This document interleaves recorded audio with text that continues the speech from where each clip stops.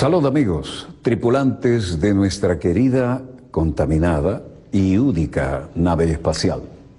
La misma que, desde la última vez que nos vimos por estos medios, ha dado otra vuelta sobre su eje imaginario y, por supuesto, sigue generando acontecimientos en pleno desarrollo. Hoy tenemos algunos francamente indignantes, ya van a ver por qué se los digo. Acabo de recibir bueno, hablemos en plural, equipo, ¿no? Acabamos de recibir, lo que pasa es que como productor uno habla en primera persona, pero estamos trabajando esto en equipo como es costumbre y como se debe hacer en televisión. Acabamos de recibir una de las imágenes más groseras de lo que es la cotidianeidad de los palestinos a manos de los soldados israelíes. No tiene otra manera de decirse esto. Y no voy a enfatizar esto, la propia imagen les va a dar a ustedes una idea de lo que es la cotidianeidad ahí. Palestino fuerte, grande, unos soldados israelíes que a algunos no le llegan por el hombro, todos con la cara tapada, y llega un momento que le caen entre 8 y le dan culatazos en la nuca, porque le quisieron mandonearlo y el hombre iba a cumplir con su trabajo habitual y no le dio la gana de dejarse mandonear. Eso es la cotidianidad, pero no siempre sale a la luz del día y menos vía satélite, ¿no? Pero las cosas están cambiando. Aquel lugar común de que una imagen vale más que 1000 palabras, lo van a ver ahora dramáticamente reflejado en cómo es la cotidianeidad en esto. Y el poderosísimo lobby pro-israelí de la política estadounidense sigue presionando porque ellos quieren, soy ciudadano estadounidense, pero nací en Jerusalén. Entonces yo quiero que mi pasaporte me ponga Jerusalén, Israel. Dice, señor, este es un pasaporte estadounidense. Si nosotros ponemos aquí Jerusalén, Israel, vamos a romper todo el estatus de este momento en el que queremos preservar la paz, pese a ustedes. Me faltó decir eso, pero algunos lo han dicho. y no se imaginan a qué nivel. Y eso, reconocer a Jerusalén como capital única, eterna e indivisible, que es lo que quieren los sionistas, sería violar el estatus que en este momento se está moviendo la diplomacia y además violar todas las resoluciones de la ONU. Porque además allí coincidimos las 3 grandes religiones monoteístas. Los cristianos tenemos mucho que ver, ¿eh? Y cuando uno anda caminando por las callecitas de Jerusalén sabe muy bien a qué nos referimos. Bueno, el Papa sigue siendo noticia, ya veremos por qué. Pero hoy vamos a comenzar con esta peligrosa muestra de músculo de parte y parte, como si hubiéramos vuelto a la Guerra Fría, el planteo prácticamente es el mismo. Y vamos a ver flotas de la OTAN metiéndose en el área marítima del Báltico y vean la distancia de Moscú, pero eso sería lo de menos. El asunto es cómo se está recalentando el ambiente, tanto allí como en el Mediterráneo, y tanto ahí como en la garganta del estrecho de Hormuz, por donde sale entre el 40 y el 50%. Ahora ya no sabemos cuánto porque en la medida que les convenga van a aumentar, pero aquí sale no menos de 43% del petróleo de todo el mundo. Y también se sigue recalentando un poco el tema de China con sus vecinos, ¿no? Sea Filipinas, sea Japón. Por cierto, ¿recuerdan ustedes la noticia de que a Corea del Norte provenía de fuentes habitualmente creíbles de Corea del Norte diciendo que habían fusilado al ministro de Defensa con un cañón antiaéreo truculento, ¿recuerdan que le dijimos? Por haberse dormido durante un discurso del líder tercero en la dinastía, desde Kim Il-sung, ¿no? Ahora hay una filtración que dice esa noticia parece que fue falsa, con todo y lo truculento y cómo dio la vuelta al mundo, y que fue en esta guerra que siempre decimos, hay 2 realidades, sea una guerra abierta o una guerra de baja intensidad, la realidad del teatro de operaciones y la realidad paralela o alternativa al teatro de operaciones, que es lo que viene a nuestras neuronas. Ese es uno de los principios básicos de la guerra de 4ª generación. Claro que cuando lo decíamos hace 40 años nos miraban como un marciano, ¿no? Pero digo, viene el mundo interconectado vía satélite, ni soñar todavía en Internet. Internet existía, pero era un secreto militar. Y ahora vean la que nos lanzaron, ¿no? Vamos a averiguar si realmente fue falsa, pero dio la vuelta al mundo. De todas maneras, como le han hecho una fama tristemente célebre a las dinastías de Kim Il-sung por acá, coló la noticia. Pero vamos a lo que decíamos, mostrando músculo, acontecimientos en pleno desarrollo, mostrando músculo las Fuerzas Armadas y un despliegue inusual, ejercicios a veces no tan dramáticos, pero permanentes, y esto tiene que ver con que la OTAN realiza ejercicios en medio de una tensión con Rusia, ¿no? Los llamados Baltops, tiene que ver con el Báltico, como les mostrábamos en el mapa, ¿no? Un total de 49 buques de 15 países asisten al ejercicio militar naval que organiza anualmente Estados Unidos y la OTAN, lo que por supuesto ha intensificado, vean ese aerodeslizador, ¿no? Para meterse en una cabecera de playa, tremendas hélices a popa en lugar de hélices navales. Bueno, esto lo organiza anualmente Estados Unidos en la OTAN e intensifican las tensiones entre Rusia y la Alianza Atlántica, nos guste o no. Esta ya es una barcaza un poco mucho mayores que la de desembarco en Omaha Beach, ¿no? En la Segunda Guerra, pero versión más o menos más clásicas. Los ejercicios Baltops comenzaron el viernes en el puerto polaco de Gdynia, al norte de Polonia, y se desplazaron a lo que estamos viendo, el mar Báltico, hacia la localidad alemana de Kiel. En Kiel, mucha historia en la Segunda Guerra con Kiel, ¿no? Este año más de 5.000 soldados de 17 países participan en las maniobras Baltops en el Báltico, con barcos de 15 nacionalidades distintas.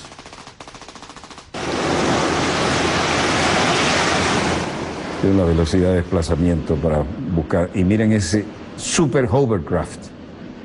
Ese sí que es un super hovercraft y se clava cómodamente en la cabecera de playa y entrega todo su apoyo logístico, ¿no? Como les decía, más de 5.000 soldados, 17 países, barcos de 15 nacionalidades distintas, informaba este viernes el portavoz de la tercera flota polaca, Pluniczki. Además, las maniobras cuentan con 40 aeronaves, incluyendo bombarderos estratégicos, nada menos que los B-52.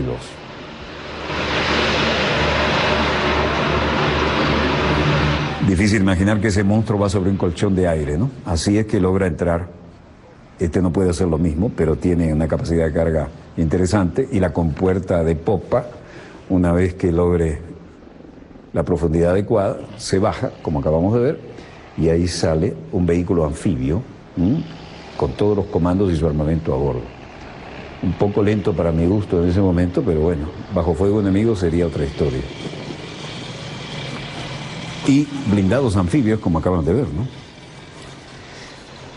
Asimismo, la Marina polaca tomó parte en los ejercicios con el submarino tipo ORP Cóndor y con 6 barcos dragaminas, afirmó Pluniczki. Sí, tendrían el deber, teóricamente, de limpiar de minas toda la playa para poder fijar una cabecera de playa, ¿no?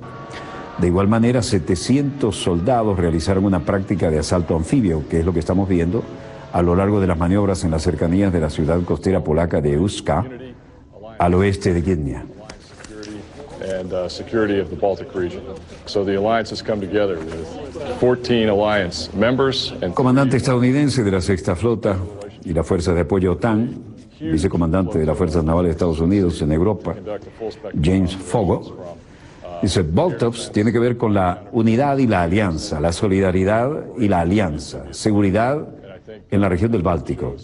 Así que la alianza, que es lo que enfatizamos, ha llegado junto con 14 miembros de los 3 socios de la alianza y una relación especial aquí con una enorme flotilla de fuerzas en el mar para llevar a cabo un espectro completo de esto. En Vilnius, mientras tanto, el primer ministro de Lituania, Algirdas Butkevičius, decía: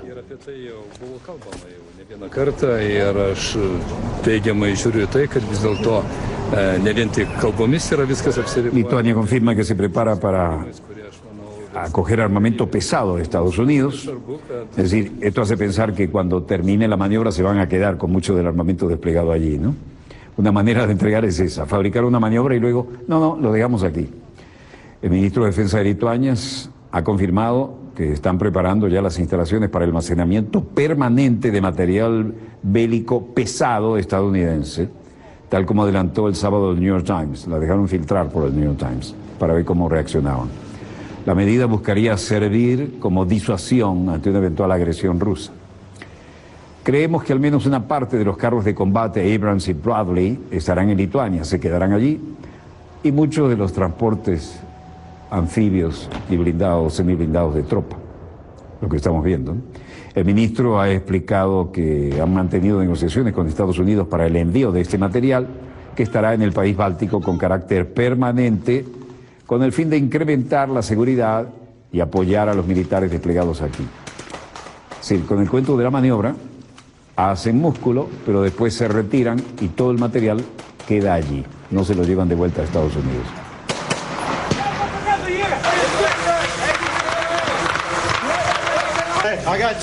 En suma, el ministro de la Defensa dijo: estamos preparando nuestras infraestructuras militares para que puedan ser utilizadas para este reposicionamiento, y eso está prácticamente terminado. Como le dijimos el sábado, el New York Times revelaba la idea de enviar equipo de una brigada completa, 1.200 vehículos, 250 carros de combate M1A2, vehículos de combate Bladdy y piezas de artillería blindada. Bueno, en Bakú, Azerbaiyán, Vladimir Putin con el jefe de gobierno turco, Tayyip Erdogan. Reunión por el gasoducto Turkish Stream, corriente turca, ¿no?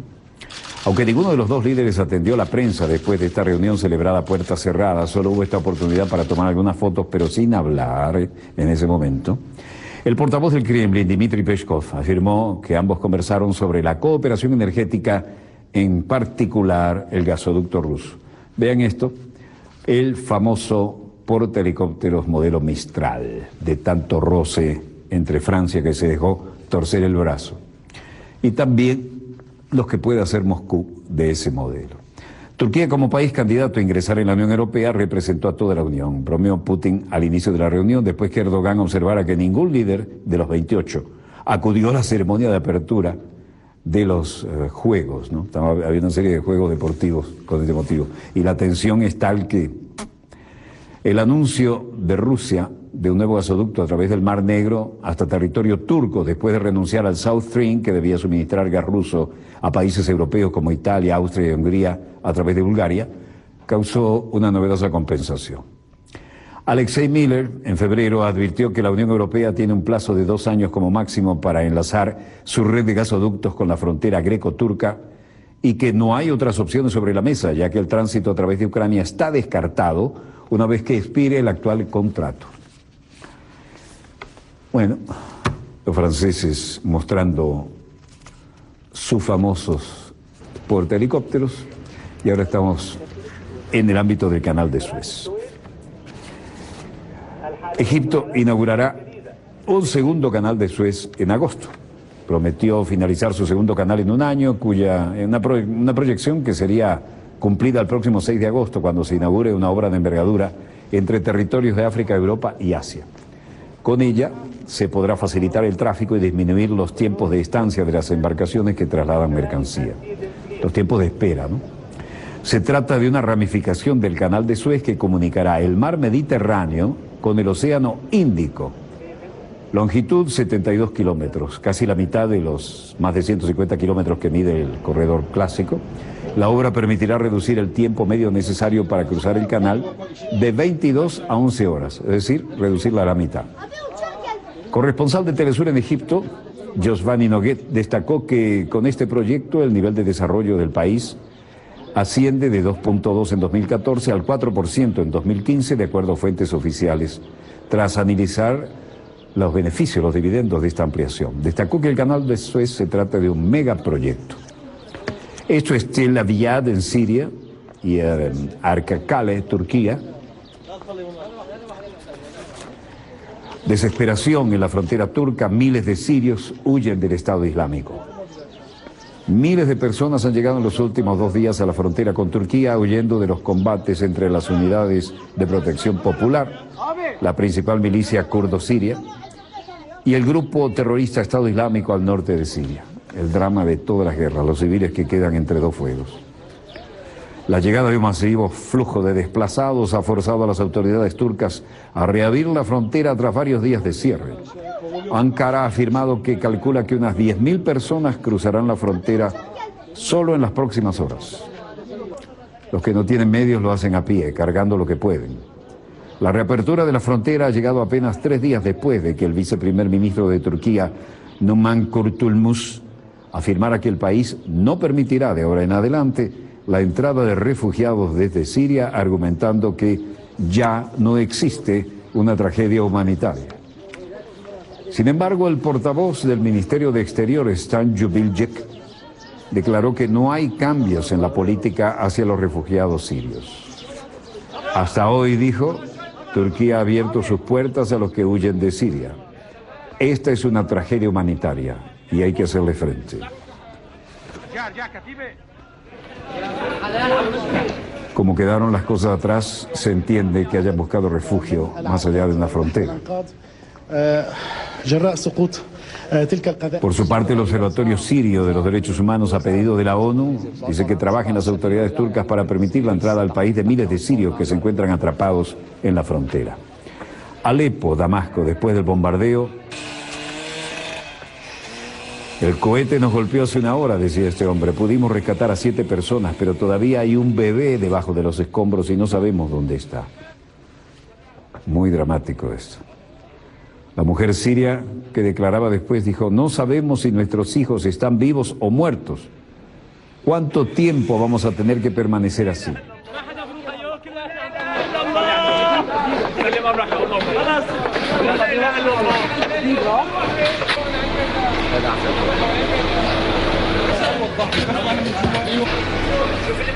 Otro, un sirio desafiante, decía que el ejército bombardea a los terroristas. Nosotros queremos entrar en estas áreas, aunque seamos civiles, y liberarlos de bandas terroristas. La mujer dice, ni siquiera sabemos si nuestros hijos están vivos o muertos. ¿Cuánto tiempo nos van a tener así? Y este hombre ya decía, estamos hartos, que los bombardeen y que nos dejen entrar, dennos las armas, vamos a liberar a estos de bandas terroristas.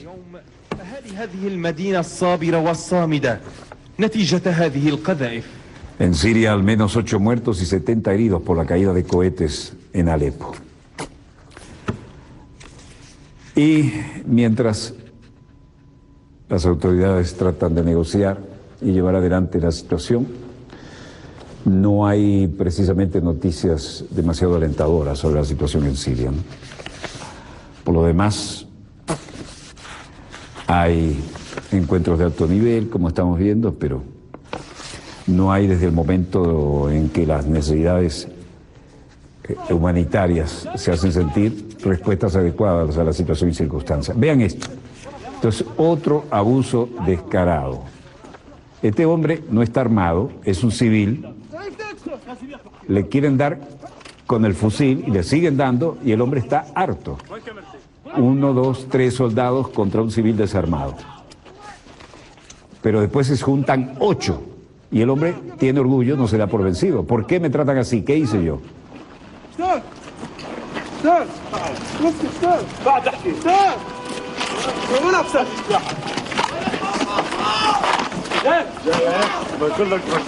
Estoy cerca de Ramallah, en la margen occidental, en Yalazón, en el campo de refugiados. Él quiere ir al campo de refugiados. Soldados israelíes golpeando a civil palestino. Y un momento son 8 contra él. Y además le dan culatazos, le dan con el fusil en la nuca.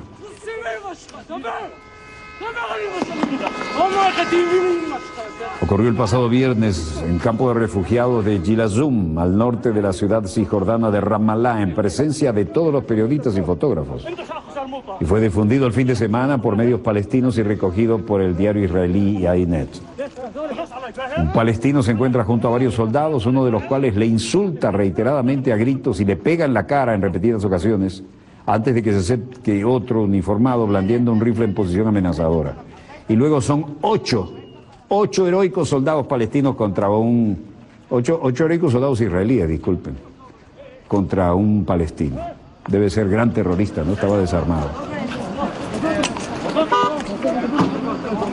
Posteriormente, el palestino, que evidentemente estaba desarmado y no se aparta en ningún momento de los soldados israelíes, es reducido, lo tiran al suelo, lo mantienen tendido sin poder girar la cabeza y le golpean el rostro y la nuca con el fusil. Heroico procedimiento.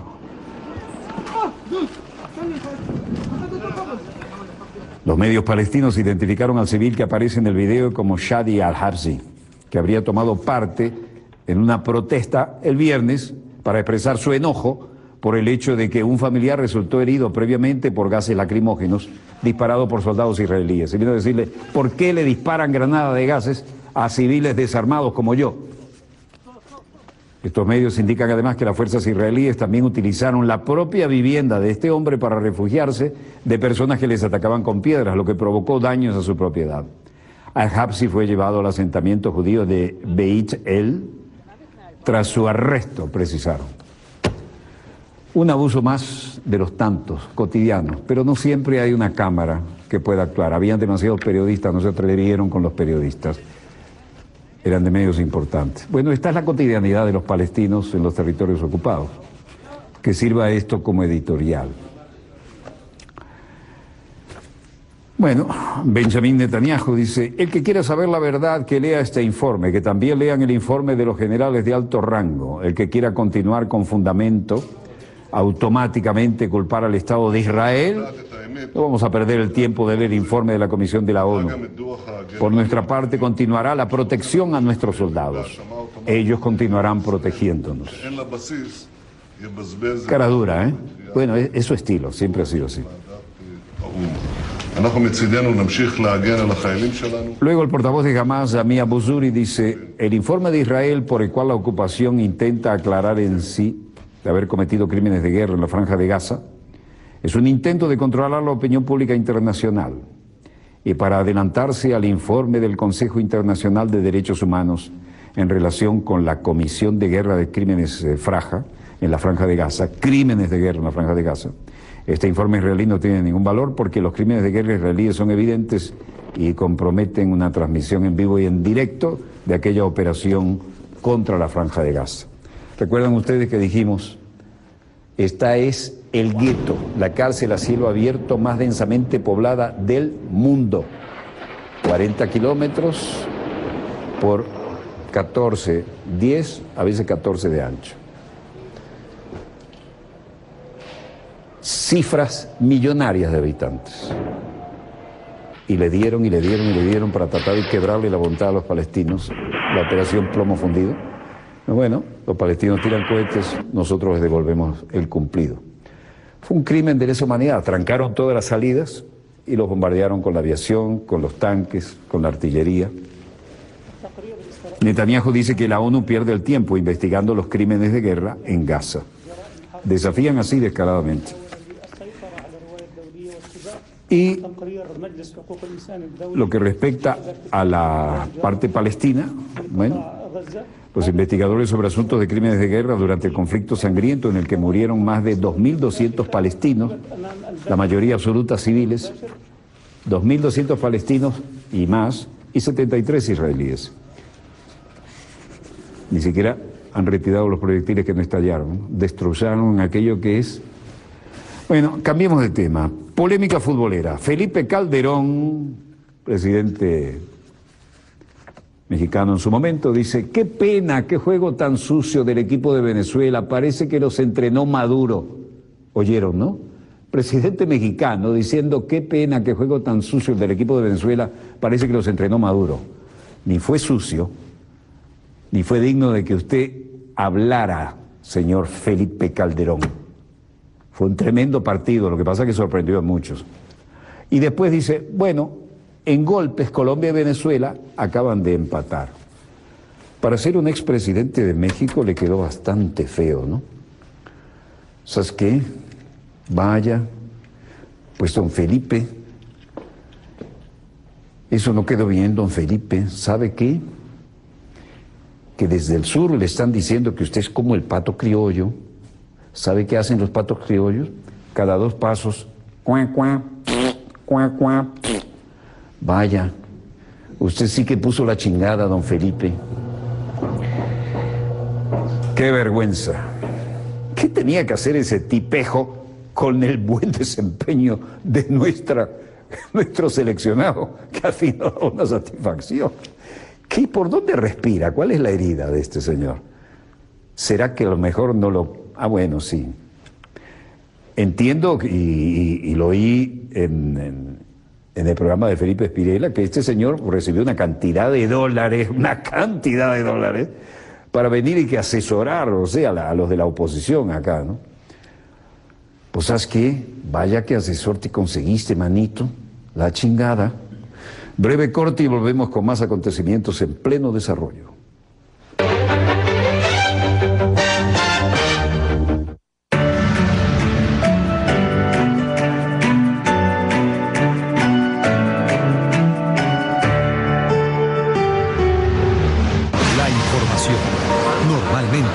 Evoluciona minuto a minuto. Hoy nos repotenciamos para ti. Traemos una propuesta más innovadora. Combinamos información, tecnología y lo más importante. Seguimos siendo tu reflejo. El desayuno. De lunes a viernes a las 6:30 de la mañana. Por Venezolana de Televisión. Más BTV. Más revolución. Ella es María, y aunque no es doctora, su esfuerzo de todos los días ayuda a salvar vidas. Él es Ernesto, quien sin ser profesor, año tras año ayuda a educar y graduar a jóvenes profesionales. Personas que con su trabajo de todos los días renuevan nuestro compromiso de hacer de las telecomunicaciones un servicio que garantice e impulse el desarrollo económico e integral del país.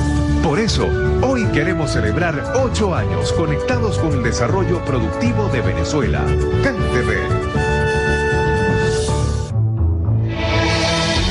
Mi mamá siempre decía que cuando el clarín de la patria llama, hasta el llanto de la madre calla. Yo de niño no entendía qué significaba eso, pero ahora sí. Hoy me toca asumir un gran reto, el más grande que me ha tocado. Sentirme útil a mi país es tan bonito como el amor correspondido. Este 28 de junio vamos a elegir nuestros candidatos y candidatas a la Asamblea. Somos el corazón de la patria.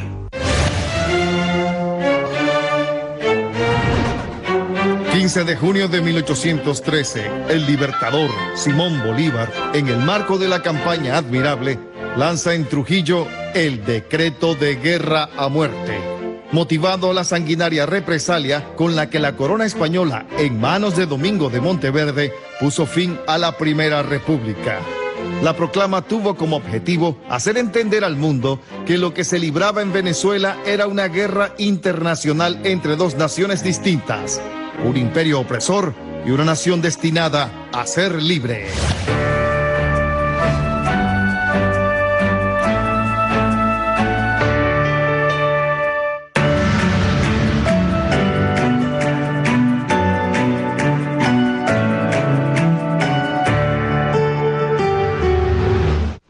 Volvemos con más acontecimientos en pleno desarrollo y parece que hay una campaña no tan sutil, bastante descarada, de tratar de hacerle pasar momentos difíciles a los gobiernos progresistas de la patria grande latinoamericana y caribeña, ¿no?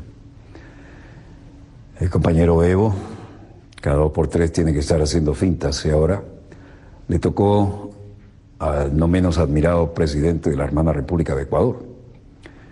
Esto es absolutamente vergonzoso, programado, y forma parte de un plan continental, ¿no? No es cacería de brujas, sencillamente se está jugando a la geopolítica y hay demasiados gobiernos que no se pliegan al diktat que antes venía de Washington o de las áreas de influencia, como ocurría en el pasado. Ahora, el presidente de Bolivia, Evo Morales, es un líder nato, y el presidente de Ecuador, un hombre, a ambos los hemos entrevistado, nos han honrado con su confianza y los saludamos a ambos solidariamente.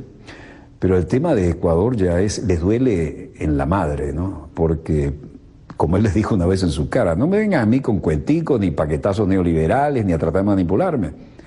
Yo lo conozco, aparte de que habla perfectamente inglés, ¿no? Y es fluidísimo en su discurso. Le dice, yo los conozco a ustedes, yo estudié allá, vengo de allá de donde estudian ustedes economía. No me vengan con esos cuentos, pero acá, recuerdan ustedes en el intento de golpe, hubo un momento en que, miren, precisamente tenemos ahora al presidente de Ecuador hablando. Vamos a conectarnos, señor director. Eso es nuestra América, América Latina, el continente más desigual del planeta. Nos llamamos un continente de paz, pero la insultante opulencia de unos pocos en América Latina, al lado de la más intolerable pobreza, son también balas cotidianas en contra de la dignidad humana. Esas casas sobre el agua, en Guayaquil, en Estero Salado, y si siguen con el estero acaban en esas casas lujosas, mansiones. Eso también son atentados, son bombas diarias contra la dignidad de las personas. El Papa Francisco nos dice, la inequidad, la injusta distribución de las riquezas y de los recursos es fuente de conflictos y de violencia entre los pueblos, porque supone que el progreso de unos se construye sobre el necesario sacrificio de otros y que para poder vivir dignamente hay que luchar contra los demás. El bienestar así logrado es injusto en su raíz y atenta contra la dignidad de las personas, lo dice el Papa. Queridos jóvenes, toda excesiva acumulación de riqueza es injusta, es inmoral. Se puede llamar democracia a una situación donde menos del 2% de familias poseen el 90% de las grandes empresas. Es meritocracia que un alto ejecutivo pueda ganar en 2 meses, lo que gana un obrero en toda su vida. ¿Cómo pueden dormir tranquilos? ¿Moralmente se puede justificar todo esto? No hablemos de paz, de justicia, ni siquiera de democracia, mientras existan estas contradicciones, estas diferencias. Qué tristeza me ha dado leer en redes sociales mensajes de jóvenes de nuestra burguesía defendiendo sus potenciales herencias, insultando a los que no pudieron acumular, a los que no pudieron dejarles nada material a sus hijos. Los pobres no son pobres por tontos o por vagos, como se ha dicho en estos días. Los pobres son pobres por una sociedad tremendamente injusta que produce y reproduce profundas desigualdades de oportunidades desde el inicio de la vida. Cuánta prepotencia también hay en ciertos empresarios que se consideran los redentores del país, pese a que siempre lucraron con aquello. Jamás olvidar, queridos jóvenes, después de la tragedia económica de 1999, al país no lo salvaron los ricos, sino los pobres, nuestros migrantes, que con su sudor y sacrificio mandaron las tan necesarias divisas para sacar adelante al país. Por esas injusticias que claman al cielo, enviamos a la Asamblea Nacional 2 proyectos de leyes. El primero, la Ley Orgánica para la Redistribución de la Riqueza, gravando de forma progresiva el patrimonio heredado y evitando las formas de evasión que actualmente existen, ya que los contribuyentes que amasan grandes fortunas no tributan, gracias a la elaboración de complejos escudos fiscales para eludir o evadir el pago del impuesto. Este proyecto es tan importante que lo considero equivalente a la reforma agraria de los 60. Va a cambiar la estructura de la propiedad, sobre todo en los medios de producción en nuestro país. El segundo proyecto es para gravar las ganancias extraordinarias, fruto básicamente de la especulación con inmuebles, lo cual produce una socialización de las pérdidas, el gasto en inversión pública y la privatización de las ganancias, la exagerada plusvalía para el dueño de un terreno. Los proyectos solo afectan a los herederos más ricos, menos del 2% de la población, y en realidad afecta al 0.1% de la población de manera significativa. El resto también va a pagar muy poco. Afecta a menos del 2% de la población. Y en cuanto a los especuladores de tierras, es un porcentaje incluso aún mucho menor. Si pensáramos tan solo, queridos compatriotas, en nuestro bienestar, con los niveles de popularidad que ustedes saben que mantiene el gobierno, y los que más lo saben son los opositores, lo mejor es no hacer nada, no tomar riesgos. pero no nos eligieron para eso. Por ello anticipé que iba a enfrentar el costo político de estas medidas, pese a que solo afectan a una mínima parte de la población. Sin embargo, grupos opositores han generado una violencia inusitada y siguen intentando provocar incidentes. ¿Se imaginan ustedes, por ejemplo, si la caravana opositora convocada por un irresponsable asambleísta para encontrarme en el aeropuerto de Tababela a mi llegada a Quito realmente hubiera logrado su cometido? En estos momentos probablemente estaríamos lamentando una tragedia. Este nivel de insensatez es muy grave para la seguridad de los ecuatorianos. Claramente buscan otro 30S, cuando pese a su violencia y abusos no lograron que cediéramos en absolutamente nada. Pero 30S que nos costó 5 vidas, que siempre llevaré en mi memoria y en mi corazón, y no permitiré que aquello vuelva a ocurrir.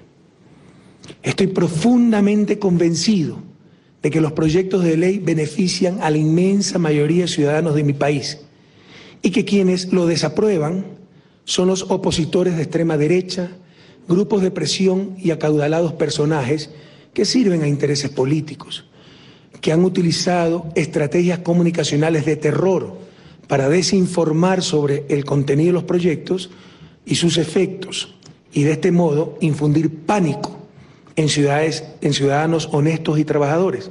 Recuerden que esa es la principal arma de ciertos medios de comunicación, de ciertas élites, el miedo. Con el miedo tratan de controlarnos, a no tener miedo, a tener fe. Pero por ello, para evitar que estos grupos provoquen más violencia, más aún cuando precisamos para la visita del Papa Francisco un ambiente de paz, regocijo, reflexión para su recibimiento, he decidido retirar temporalmente los proyectos de ley mencionados y abrir un gran debate, invitar a un gran debate nacional sobre las leyes en particular, pero en general sobre la clase de país que deseamos. Ojalá en este gran diálogo nacional participen Asamblea Nacional, gremios, organizaciones sociales, la academia, nuestros jóvenes en los colegios. Queremos debates, no gritos. Queremos argumentos, no manipulaciones. Queremos escuchar y hablar, no insultos ni infamias, peor violencia. Todo esto es lo que se debió hacer en la Asamblea, pero ha sido imposible con tanta desinformación y violencia generadas. Más allá del caso concreto de las dos leyes, también es necesario que se discutan lo que está detrás de las diferentes posiciones.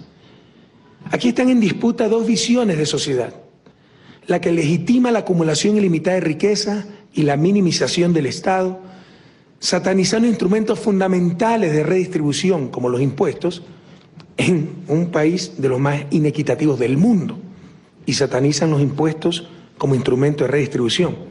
Y la otra visión, aquella que representa la revolución ciudadana, la cual busca una sociedad más justa, un Estado adecuadamente redistribuidor.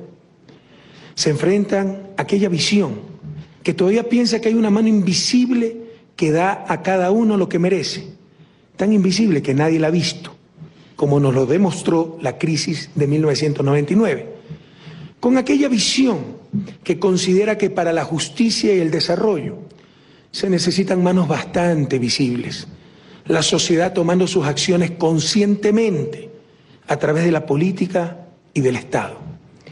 Nuevamente lo dice el Papa, la teoría del goteo o derrame se ha revelado falaz. No es suficiente esperar que los pobres recojan las migajas que caen de la mesa de los ricos. El tiempo también nos permitirá desmontar mentiras creadas. Si alguien me demuestra que alguna de las leyes, como se ha hecho creer, afecta a los pobres o a la clase media, archivaré definitivamente los proyectos. Y que no nos vengan con el cuento que el perjuicio se dará por falta de inversión y empleo, que no insulten nuestra inteligencia. Ya sabemos que ese es el argumento para oponerse no al impuesto a las herencias, sino a cualquier clase de acción del Estado en beneficio del bien común.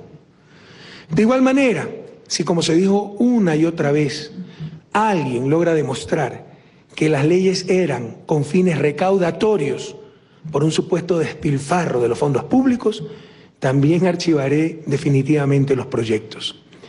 Pero si se demuestra que todo esto fue mentira, los falsarios deberán responder ante la ciudadanía. Necesitamos inaugurar una política de más seriedad y responsabilidad. El absurdo ha llegado a tal nivel que han convertido la defensa de sus intereses particulares y de sus bolsillos en la supuesta defensa de la familia. Para el gobierno de la Revolución Ciudadana, queridos jóvenes y compatriotas, el valor de nuestras familias no está en una chequera, ni en islas en el exterior, ni en los ceros de una cuenta bancaria. Para nosotros la familia ecuatoriana está en un legado de educación, de superación, de trabajo honesto, de solidaridad. Prohibido olvidar a las familias ecuatorianas destrozadas con la migración, esa migración que produjeron las nefastas políticas y gobiernos de los que hoy pretenden representar a las familias.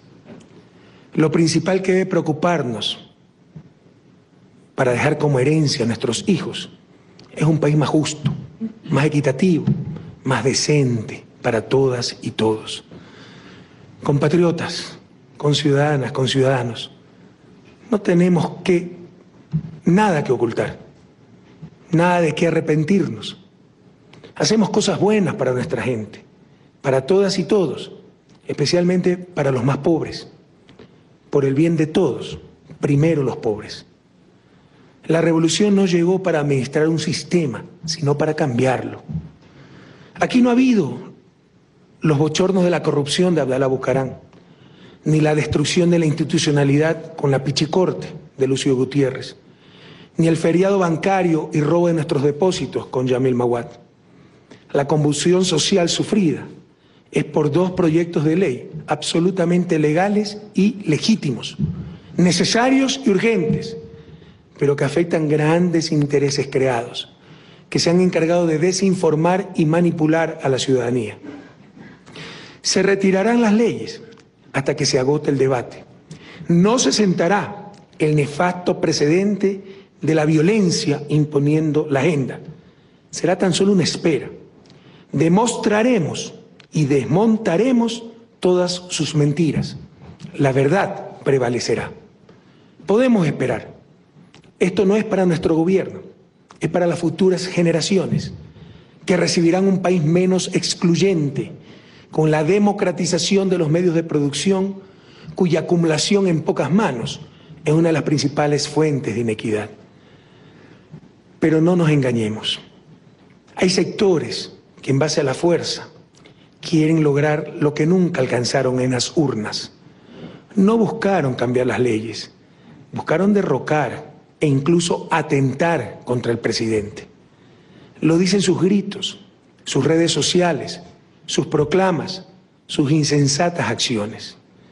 Alertamos sobre esto hace más de un año.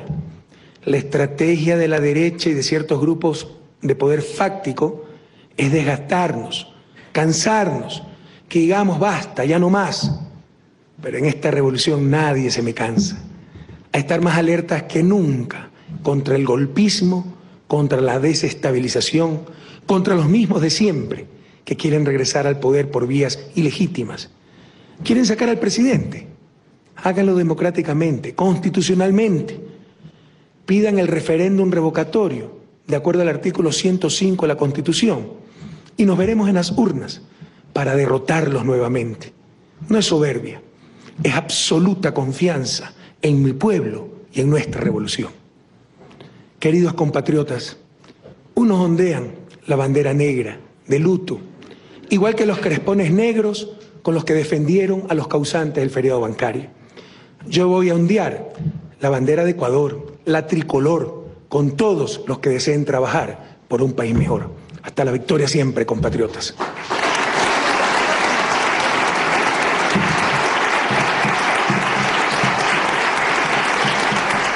Gran presidente, amigo de este programa, y esto ya está dando la vuelta al mundo, ¿no?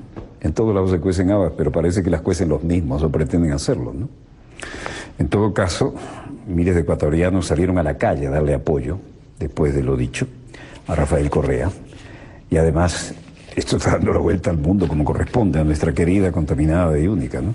Ahora, retó a la oposición a revocar su mandato a través de la consulta. Tienen ese mecanismo. Salgan, voten. Si tienen la mayoría, me voy. Ya también había dicho que algunos esperan repetir aquella asonada, recuerdan ustedes, ¿no? Digo, lo que quieren otros es otro 30 de septiembre. Interesante saber, y nos sentimos orgullosos de ello, que ese 30 de septiembre, cuando no solo le balearon su vehículo, lo secuestraron y lo metieron incluso en el hospital policial, lo tuvieron secuestrado, fue en este programa, y eso nos lo confirmaron allá en Quito, que eso sí fue un trabajo de equipo, porque yo no las vi todas. En círculos rojos pusimos, vean lo que está haciendo este, vean lo que está haciendo esto otro, mira lo que intentó este otro y no le salió. Y con ese video contribuimos a que se identificara a los que no solo querían tomar el gobierno, sino acabar con la vida de este presidente de lujo que tienen los hermanos ecuatorianos. Tenemos muchos y buenos presidentes progresistas en el área. Y es el momento de pasar a otros temas. Y esto, la noticia estuvo hoy, hablando de presidentes buenos y progresistas. Aquí se retiraba el embajador de la Gran República Popular de China, después de muy nobles servicios. Y esto fue lo que ocurrió en el Palacio de Miraflores. Hoy para mí es un gran honor aquí recibir la condecoración de tan alto nivel del gobierno venezolano, auspiciado y presenciado por el presidente Nicolás Maduro. También es una cosa para mí nunca va a olvidar durante mi vida diplomática. He venido a trabajar desde el año 2010 a comienzos de febrero. Hasta ahora ya han pasado más de 5 años trabajando en esta tierra revolucionaria y cariñosa. En estos momentos, años que son históricos para Venezuela, también comparto la alegría y también la tristeza que ocurrió en esta tierra, en Venezuela. Me alegro de los avances, de la construcción del Estado, los éxitos logrados, y también me siento dolor por la pérdida del gran líder de la revolución, Hugo Chávez, que es también muy amigo, gran amigo mío. Él también contribuyó mucho al acercamiento, enlazamiento de las relaciones entre China y Venezuela. Las relaciones entre los dos países en los últimos 5 años también han desarrollado y han logrado grandes éxitos. El año pasado, el presidente Xi Jinping visitó a Venezuela. Ambos países establecieron las relaciones de asociación estratégica e integral. Desde luego, el presidente Maduro, al tomar la posición, enseguida realizó la visita a China, promoviendo con mayores vasos y energía al desarrollo de nuestros dos países. Muy contento ahora también como relaciones integrales, nuestras cooperaciones en todos los sectores, político, económico, cultural, etc. Como dicen, ahora las cooperaciones en el aeroespacial, tenemos nuestros satélites de 2 países.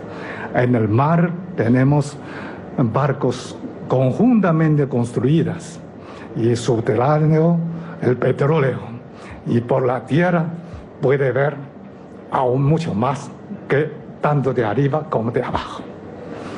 Ensanchados desarrollos han beneficiado al desarrollo de ambos países. El gobierno chino estamos convencidos y firmemente va a aplicar nuestra política de cooperación de los dos países, para que eso en adelante crear más espacio, más áreas de beneficio a ambos países. Lo que queremos es seguir dedicando nuestros esfuerzos.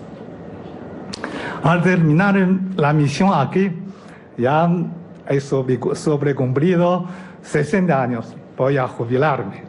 Pero durante mi vida más disponible, mi obligación también seguir más atención a las relaciones entre nuestros dos países, a promover con mis esfuerzos para que ambos países, ambos pueblos se entiendan aún más profundamente. Eso es un deseo y mi trabajo. Y tal vez también voy a escribir algo sobre lo de Venezuela y de otros países. Aquí, en este momento, pues pasado mañana ya me voy. También es un momento histórico, no histórico, sino emocionante para mí. Voy a recordar hoy en la condecoración y el acto que presente para siempre. Y también tengo muchas palabras para hablar, pero en China dice 1000 palabras puede concentrar en una frase: viva la amistad entre China y Venezuela. Muchas gracias. Y se despedía el embajador chino Zhao Rongxian, dejando amigos a todos los niveles. Y en el día de hoy entonces anuncia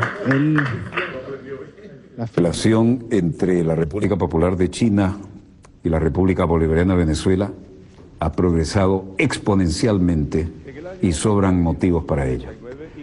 En este momento se le entrega por parte del presidente constitucional y comandante en jefe de las Fuerzas Armadas la Orden Francisco de Miranda en su primera clase al embajador que retorna a su patria y deja una colección de hermosos recuerdos y mejores relaciones. Y líder eterno de la Revolución Bolivariana, Hugo Rafael Chávez Frías, en una ceremonia privada que se realizó en el Palacio de Miraflores.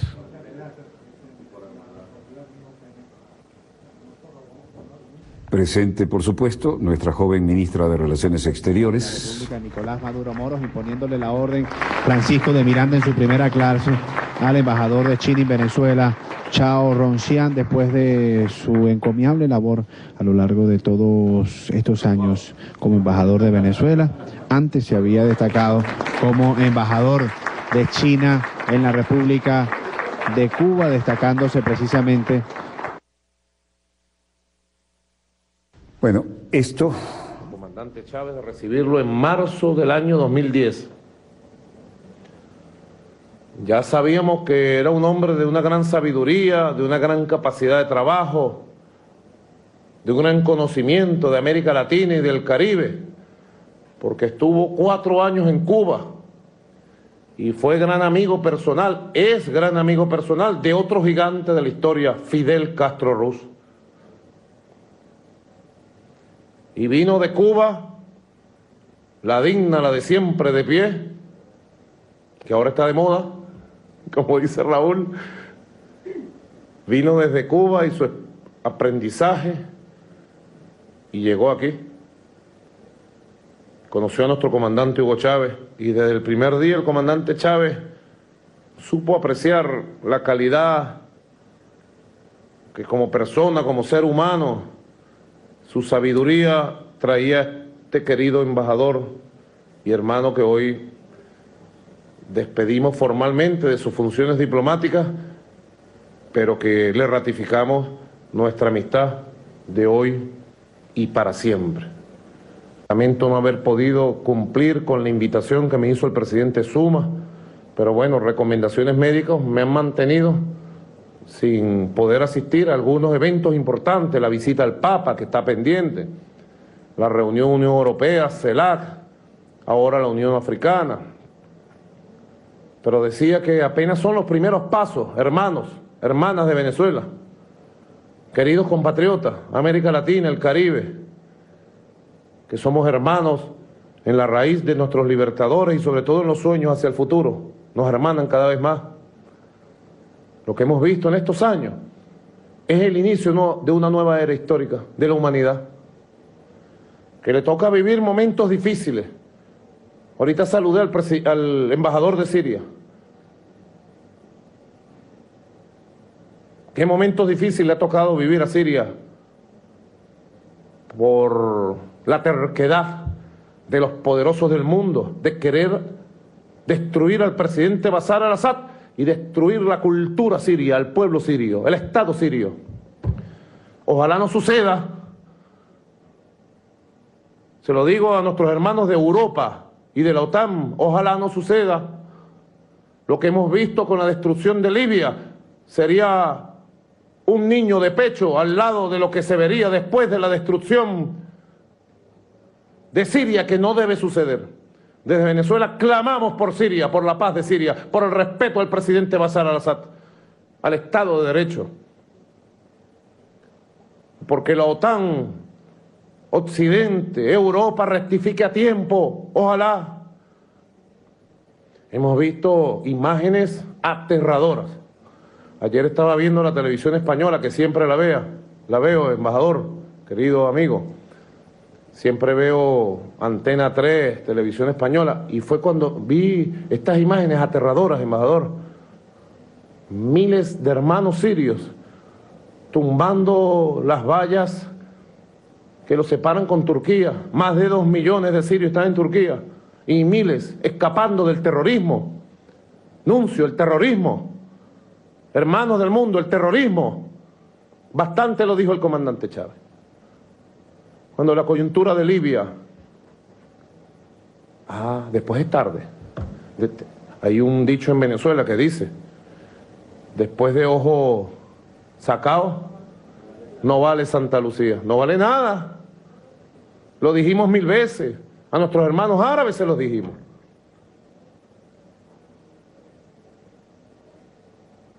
Derrocaron a Gaddafi, lo asesinaron. ¿Y qué pasó con Libia? Nadie dice nada. Solamente tienen que detener barcos que llevan a miles de africanos ahora, y todos están llegando hasta las costas del Mediterráneo y no podrán detenerlo, porque las causas están en el hambre, en la miseria, en el terrorismo que la OTAN ha incubado en África. Decir esto, ¿cómo se ve? ¿Cómo suena? ¿Es cierto o es falso lo que estoy diciendo? ¿Es cierto o es falso lo que decimos desde América Latina? Que se detenga el intervencionismo contra los pueblos del mundo. Estamos a tiempo de detener en nuestra hermana Siria lo que ya sucedió en nuestra hermana Libia. Y aprovecho este evento de reflexiones sobre el nuevo mundo que está por construir para humildemente desde Venezuela llamar la atención, sacar una bandera de alerta. Si Siria cae, luego irían por toda Europa y no lo van a poder detener, hermanos y hermanas. Europa no está viendo el peligro, no está viendo la amenaza de una especie de nuevo fascismo que ha surgido, tomando elementos de la cultura musulmana. Lo han llamado por allá, por el mundo árabe, en televisores y analistas, lo han llamado el neofascismo musulmán, lo cual es una ofensa, porque la religión musulmana es una religión de paz, de amor, profundamente humana, que responda al mundo de respeto, de equilibrio, policéntrico, multipolar, que está construyéndose. Nada ni nadie nos detendrá en la construcción de ese mundo, desde América Latina, desde el Caribe. No habrá obstáculo que pueda con nosotros. Es la hora de América, es nuestra hora, y es la hora de seguir construyendo con China ese mundo que soñaron los grandes, ese mundo que soñó nuestro comandante Hugo Chávez. Misión cumplida. Querido embajador, váyase usted con nuestro abrazo y nuestro amor, y esta sigue siendo su casa, Venezuela. Bienvenido siempre cuando quiera visitarnos. Muchas gracias, embajadores. Muchas gracias, embajadora. Buenas tardes. Palabras del presidente.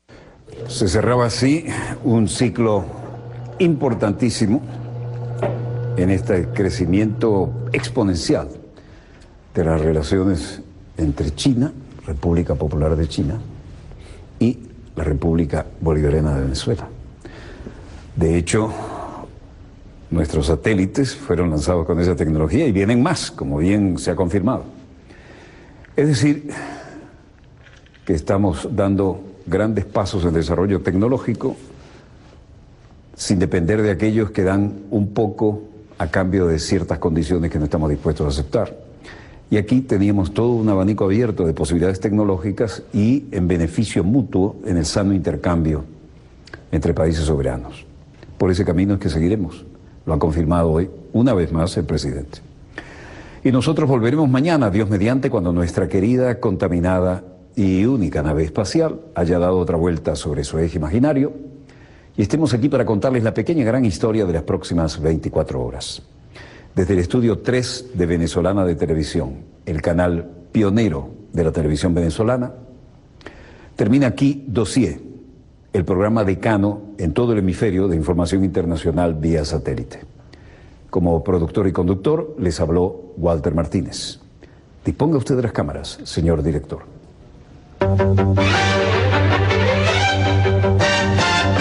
Se ha revelado falaz. No es suficiente esperar que los pobres recojan las migajas que caen de la mesa de los ricos. El tiempo también nos permitirá desmontar mentiras creadas. Si alguien me demuestra que alguna de las leyes, como se ha hecho creer, afecta a los pobres o a la clase media, archivaré definitivamente los proyectos.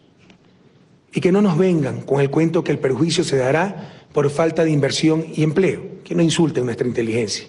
Ya sabemos que ese es el argumento para oponerse no al impuesto a las herencias, sino a cualquier clase de acción del Estado en beneficio del bien común.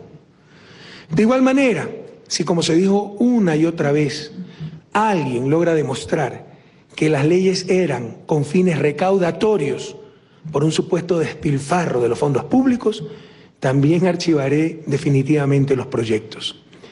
Pero si se demuestra que todo esto fue mentira, los falsarios deberán responder ante la ciudadanía. Necesitamos inaugurar una política de más seriedad y responsabilidad. El absurdo ha llegado a tal nivel que han convertido la defensa de sus intereses particulares y de sus bolsillos en la supuesta defensa de la familia. Para el gobierno de la Revolución Ciudadana, queridos jóvenes y compatriotas, el valor de nuestras familias no está en una chequera, ni en islas en el exterior, ni en los ceros de una cuenta bancaria. Para nosotros la familia ecuatoriana está en un legado de educación, de superación, de trabajo honesto, de solidaridad.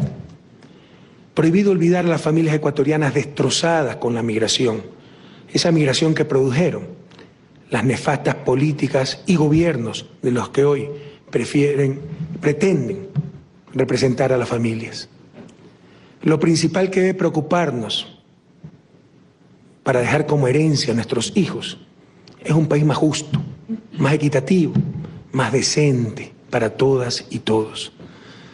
Compatriotas, conciudadanas, conciudadanos, no tenemos nada que ocultar, nada de qué arrepentirnos.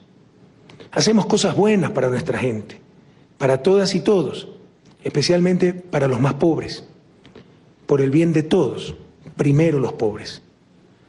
La revolución no llegó para administrar un sistema, sino para cambiarlo. Aquí no ha habido los bochornos de la corrupción de Abdalá Bucaram, ni la destrucción de la institucionalidad con la pichicorte de Lucio Gutiérrez, ni el feriado bancario y robo de nuestros depósitos con Yamil Mawad. La convulsión social sufrida es por 2 proyectos de ley absolutamente legales y legítimos, necesarios y urgentes, pero que afectan grandes intereses creados, que se han encargado de desinformar y manipular a la ciudadanía. Se retirarán las leyes hasta que se agote el debate.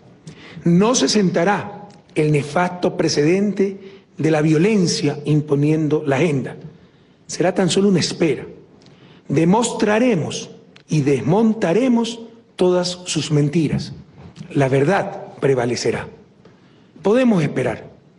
Esto no es para nuestro gobierno, es para las futuras generaciones, que recibirán un país menos excluyente, con la democratización de los medios de producción, cuya acumulación en pocas manos es una de las principales fuentes de inequidad. Pero no nos engañemos. Hay sectores que en base a la fuerza quieren lograr lo que nunca alcanzaron en las urnas.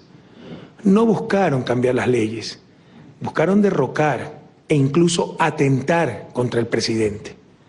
Lo dicen sus gritos, sus redes sociales, sus proclamas, sus insensatas acciones. Alertamos sobre esto hace más de un año. La estrategia de la derecha y de ciertos grupos de poder fáctico es desgastarnos, cansarnos, que digamos basta, ya no más. Pero en esta revolución nadie se me cansa. A estar más alertas que nunca contra el golpismo, contra la desestabilización, contra los mismos de siempre que quieren regresar al poder por vías ilegítimas. ¿Quieren sacar al presidente? Háganlo democráticamente, constitucionalmente. Pidan el referéndum revocatorio, de acuerdo al artículo 105 de la Constitución, y nos veremos en las urnas para derrotarlos nuevamente. No es soberbia, es absoluta confianza en mi pueblo y en nuestra revolución. Queridos compatriotas, unos ondean la bandera negra de luto, igual que los crespones negros con los que defendieron a los causantes del feriado bancario. Yo voy a ondear la bandera de Ecuador, la tricolor, con todos los que deseen trabajar por un país mejor. Hasta la victoria siempre, compatriotas.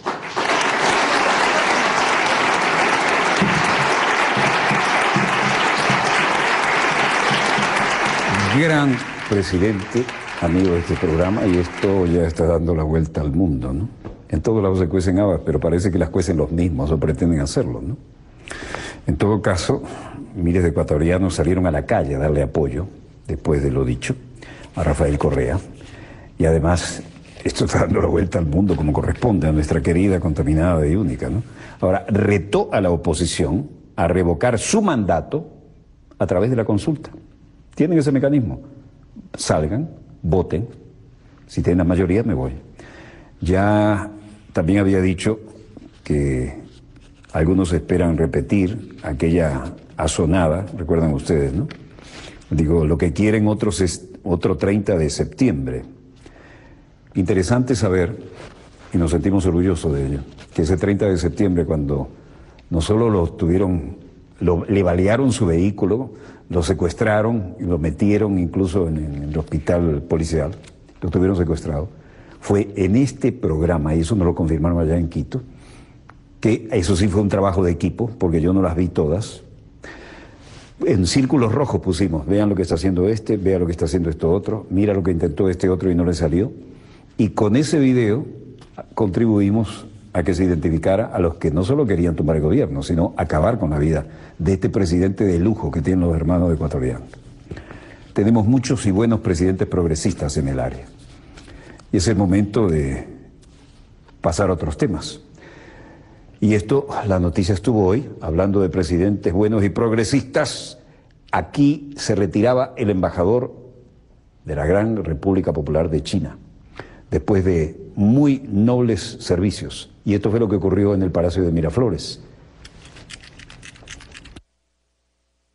Hoy para mí es un gran honor aquí recibir la condecoración de tan alto nivel del gobierno venezolano, auspiciado y presenciado por el presidente Nicolás Maduro. También es una cosa para mí nunca va a olvidar durante mi vida diplomática.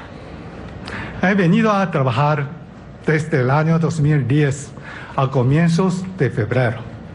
Hasta ahora ya han pasado más de 5 años trabajando en esta tierra revolucionaria y cariñosa. En estos momentos, años que son históricos para Venezuela, también comparto la alegría y también la tristeza que ocurrió en esta tierra, en Venezuela. Me alegro de los avances de la construcción del Estado, los éxitos logrados. Y también me siento dolor por la pérdida del gran líder de la revolución, Hugo Chávez, que es también muy amigo, gran amigo mío.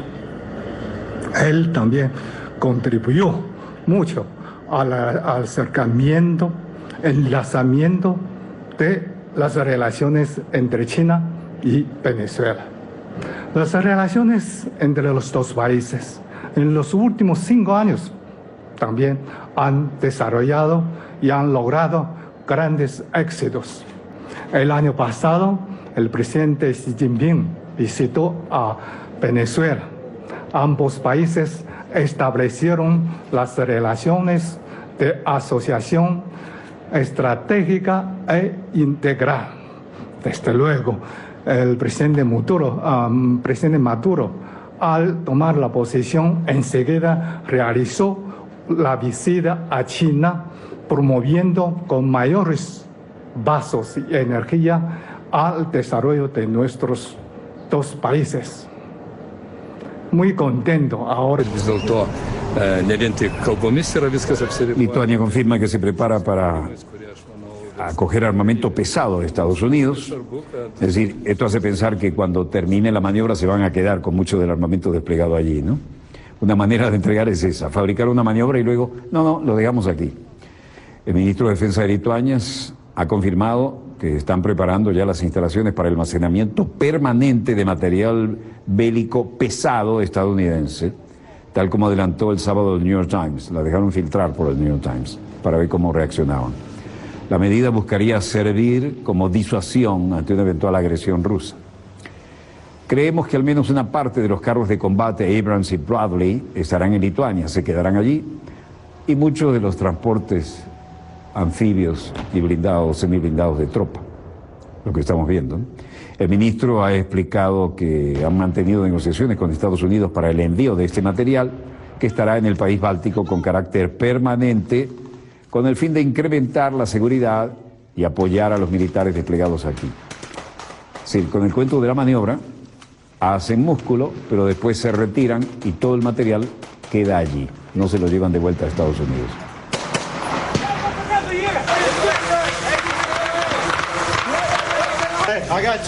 En suma, el ministro de Defensa dijo: estamos preparando nuestras infraestructuras militares para que puedan ser utilizadas para este reposicionamiento, y eso está prácticamente terminado. Como les dijimos el sábado, el New York Times revelaba la idea de enviar equipo de una brigada completa, 1.200 vehículos, 250 carros de combate M1A2, vehículos de combate Bladdy y piezas de artillería blindada. Bueno, en Bakú, Azerbaiyán, Vladimir Putin con el jefe de gobierno turco, Tayyip Erdogan. Reunión por el gasoducto Turkish Stream, corriente turca, ¿no? Aunque ninguno de los dos líderes atendió a la prensa después de esta reunión celebrada a puertas cerradas, solo hubo esta oportunidad para tomar algunas fotos, pero sin hablar en ese momento. El portavoz del Kremlin, Dmitry Peskov, afirmó que ambos conversaron sobre la cooperación energética, en particular el gasoducto ruso. Vean esto, el famoso portahelicópteros modelo Mistral, de tanto roce entre Francia que se dejó torcer el brazo, y también los que puede hacer Moscú de ese modelo.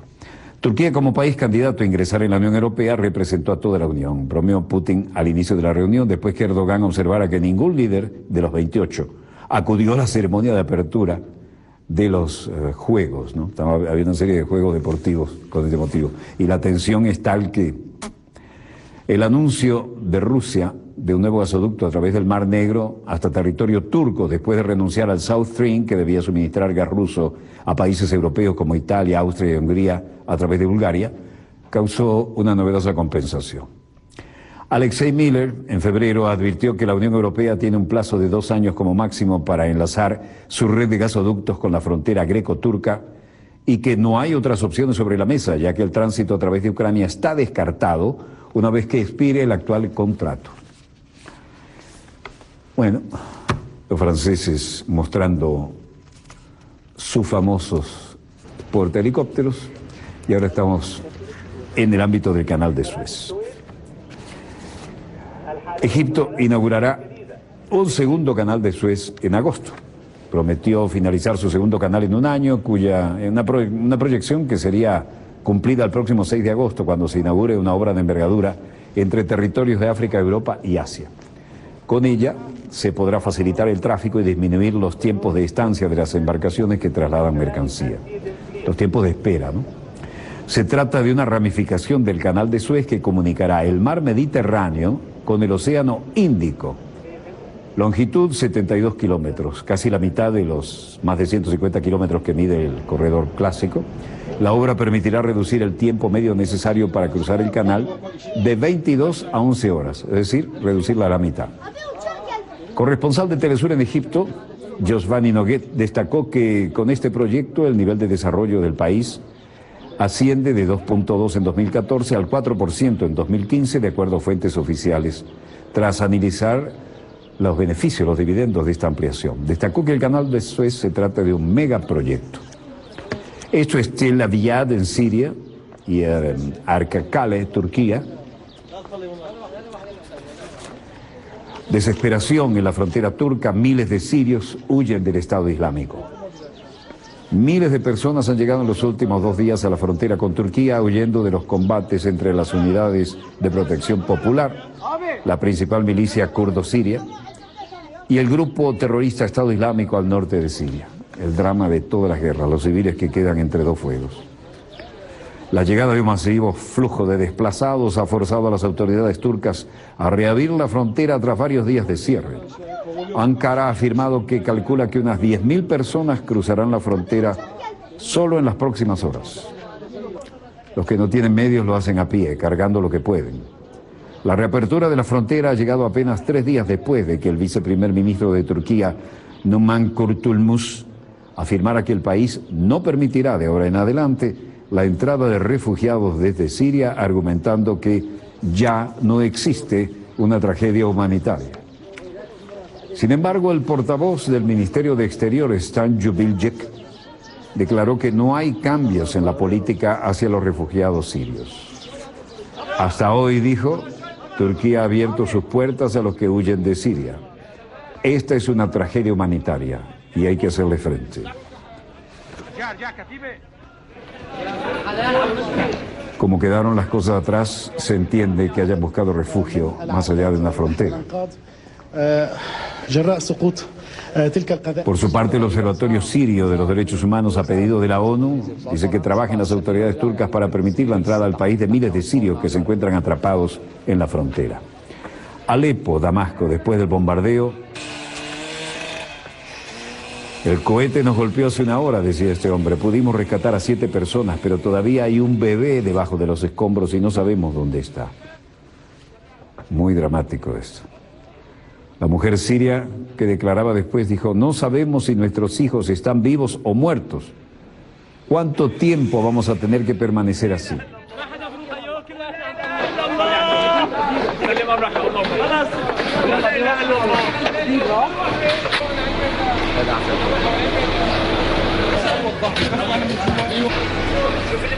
Otro, un sirio desafiante, decía que el ejército bombardea a los terroristas. Nosotros queremos entrar en estas áreas, aunque seamos civiles, y liberarlos de bandas terroristas. La mujer dice, ni siquiera sabemos si nuestros hijos están vivos o muertos. ¿Cuánto tiempo nos van a tener así? Y este hombre ya decía, estamos hartos, que los bombardeen y que nos dejen entrar, dennos las armas, vamos a liberar a estos de bandas terroristas.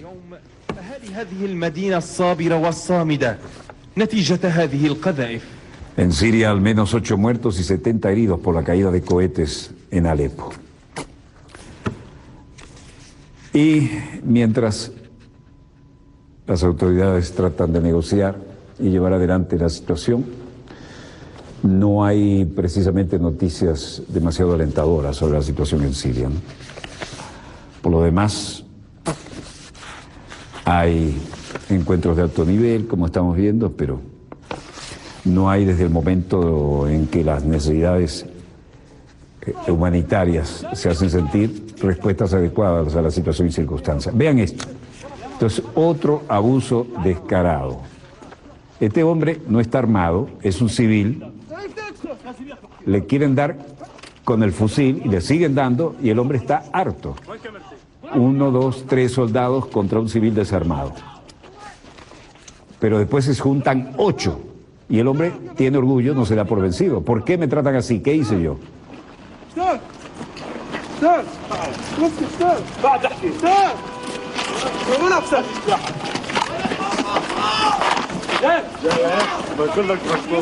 Cerca de Ramallah, en la margen occidental, en Yalazón, en el campo de refugiados. Él quiere ir al campo de refugiados. Soldados israelíes golpeando a civil palestino. Y un momento son 8 contra él. Y además le dan culatazos. Le dan con el fusil en la nuca.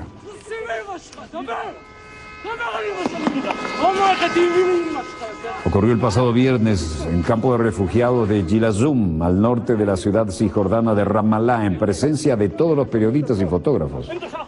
Y fue difundido el fin de semana por medios palestinos y recogido por el diario israelí Ynet. Un palestino se encuentra junto a varios soldados, uno de los cuales le insulta reiteradamente a gritos y le pega en la cara en repetidas ocasiones, antes de que se acerque otro uniformado blandiendo un rifle en posición amenazadora. Y luego son 8 heroicos soldados palestinos contra ocho heroicos soldados israelíes, disculpen, contra un palestino. Debe ser gran terrorista, no estaba desarmado. Posteriormente el palestino, que evidentemente estaba desarmado y no se aparta en ningún momento de los soldados israelíes, es reducido, lo tiran al suelo, lo mantienen tendido sin poder girar la cabeza y le golpean el rostro y la nuca con el fusil. Heroico procedimiento.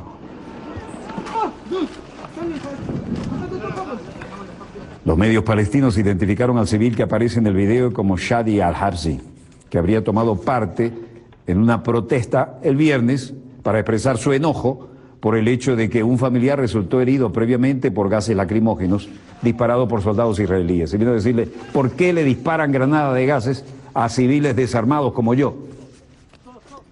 Estos medios indican además que las fuerzas israelíes también utilizaron la propia vivienda de este hombre para refugiarse de personas que les atacaban con piedras, lo que provocó daños a su propiedad. Al-Habsi fue llevado al asentamiento judío de Beit El tras su arresto, precisaron. Un abuso más de los tantos cotidianos, pero no siempre hay una cámara que pueda actuar. Habían demasiados periodistas, no se atrevieron con los periodistas. Eran de medios importantes. Bueno, esta es la cotidianidad de los palestinos en los territorios ocupados. Que sirva esto como editorial. Bueno, Benjamín Netanyahu dice, el que quiera saber la verdad, que lea este informe, que también lean el informe de los generales de alto rango. El que quiera continuar con fundamento, automáticamente culpar al Estado de Israel, no vamos a perder el tiempo de leer el informe de la Comisión de la ONU. Por nuestra parte continuará la protección a nuestros soldados. Ellos continuarán protegiéndonos. Cara dura, ¿eh? Bueno, es su estilo, siempre ha sido así. Luego el portavoz de Hamas, Ami Abu Zuri, dice, el informe de Israel por el cual la ocupación intenta aclarar en sí de haber cometido crímenes de guerra en la Franja de Gaza, es un intento de controlar la opinión pública internacional y para adelantarse al informe del Consejo Internacional de Derechos Humanos en relación con la Comisión de Guerra de Crímenes Fraja en la Franja de Gaza, crímenes de guerra en la Franja de Gaza. Este informe israelí no tiene ningún valor porque los crímenes de guerra israelíes son evidentes y comprometen una transmisión en vivo y en directo de aquella operación contra la Franja de Gaza. ¿Recuerdan ustedes que dijimos, esta es el gueto, la cárcel a cielo abierto más densamente poblada del mundo? 40 kilómetros por 14, 10, a veces 14 de ancho. Cifras millonarias de habitantes. Y le dieron y le dieron y le dieron para tratar de quebrarle la voluntad a los palestinos, la operación plomo fundido. Bueno, los palestinos tiran cohetes, nosotros les devolvemos el cumplido. Fue un crimen de lesa humanidad, trancaron todas las salidas y los bombardearon con la aviación, con los tanques, con la artillería. Netanyahu dice que la ONU pierde el tiempo investigando los crímenes de guerra en Gaza. Desafían así descaradamente.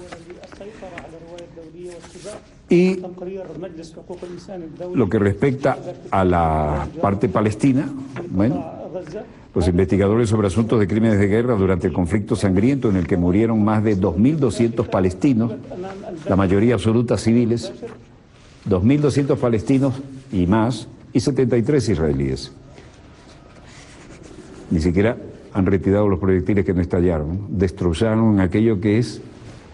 Bueno, cambiemos de tema. Polémica futbolera. Felipe Calderón, presidente mexicano en su momento, dice: qué pena, qué juego tan sucio del equipo de Venezuela, parece que los entrenó Maduro. Oyeron, ¿no? Presidente mexicano diciendo: qué pena, qué juego tan sucio del equipo de Venezuela, parece que los entrenó Maduro. Ni fue sucio, ni fue digno de que usted hablara, señor Felipe Calderón. Fue un tremendo partido, lo que pasa es que sorprendió a muchos. Y después dice: bueno, en golpes Colombia y Venezuela acaban de empatar. Para ser un expresidente de México le quedó bastante feo, ¿no? ¿Sabes qué? Vaya, pues don Felipe, eso no quedó bien, don Felipe. ¿Sabe qué? Que desde el sur le están diciendo que usted es como el pato criollo. ¿Sabe qué hacen los patos criollos? Cada 2 pasos, cuá, cuá, cuá, cuá. Vaya, usted sí que puso la chingada, don Felipe. Qué vergüenza. ¿Qué tenía que hacer ese tipejo con el buen desempeño de nuestro seleccionado? Que al fin nos da una satisfacción. ¿Qué, por dónde respira? ¿Cuál es la herida de este señor? ¿Será que a lo mejor no lo... Ah, bueno, sí. Entiendo y lo oí en el programa de Felipe Espirela, que este señor recibió una cantidad de dólares, para venir y que asesorar, o sea, a los de la oposición acá, ¿no? Pues, ¿sabes qué? Vaya que asesor te conseguiste, manito, la chingada. Breve corte y volvemos con más acontecimientos en pleno desarrollo.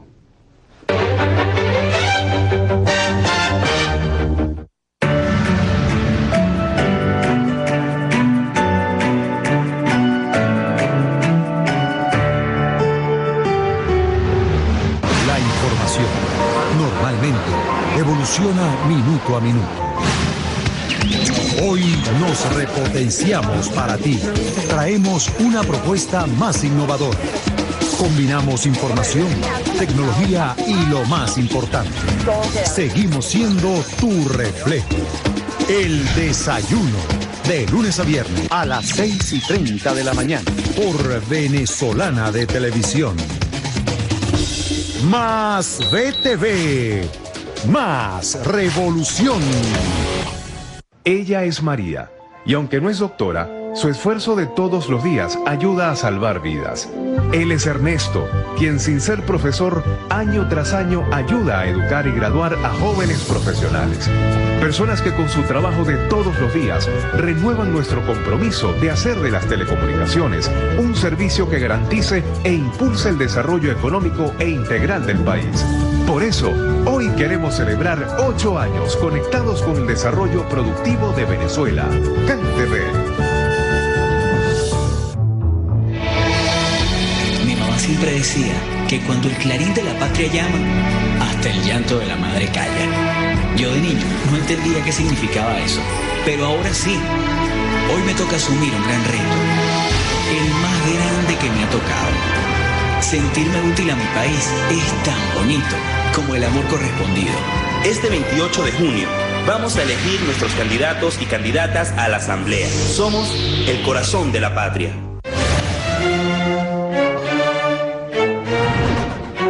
El 15 de junio de 1813, el libertador Simón Bolívar, en el marco de la campaña Admirable, lanza en Trujillo el decreto de guerra a muerte, motivado a la sanguinaria represalia con la que la corona española, en manos de Domingo de Monteverde, puso fin a la Primera República. La proclama tuvo como objetivo hacer entender al mundo que lo que se libraba en Venezuela era una guerra internacional entre dos naciones distintas, un imperio opresor y una nación destinada a ser libre.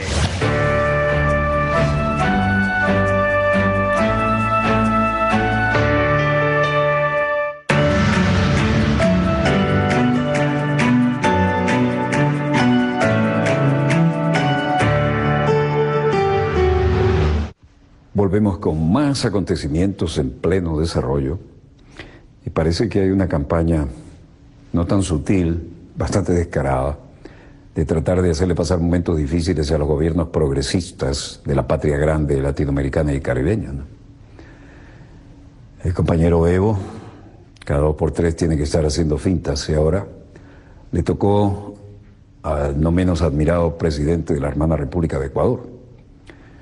Esto es absolutamente vergonzoso, programado y forman parte de un plan continental, ¿no?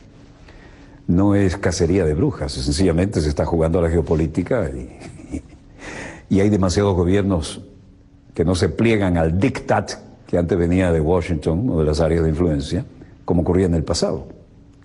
Ahora, el presidente de Bolivia, Evo Morales, es un líder nato. Y el presidente de Ecuador, un hombre, a ambos los hemos entrevistado, nos han honrado con su confianza y los saludamos a ambos solidariamente. Pero el tema de Ecuador ya les duele en la madre, ¿no? Porque, como él les dijo una vez en su cara, no me vengan a mí con cuenticos, ni paquetazos neoliberales, ni a tratar de manipularme. Yo lo conozco, aparte de que habla perfectamente inglés, ¿no? Y es fluidísimo en su discurso, le dice, yo los conozco a ustedes, yo estudié allá, vengo de allá de donde estudian ustedes economía. No me vengan con esos cuentos, pero acá, recuerdan ustedes en el intento de golpe, hubo un momento en que, miren, precisamente tenemos ahora al presidente de Ecuador hablando. Vamos a conectarnos, señor director. Eso es nuestra América Latina, el continente más desigual del planeta. Nos llamamos un continente de paz, pero la insultante opulencia de unos pocos en América Latina, al lado de la más intolerable pobreza, son también balas cotidianas en contra de la dignidad humana. Esas casas sobre el agua, en Guayaquil, en Estero Salado, y si siguen con el estero acaban en esas casas lujosas, mansiones.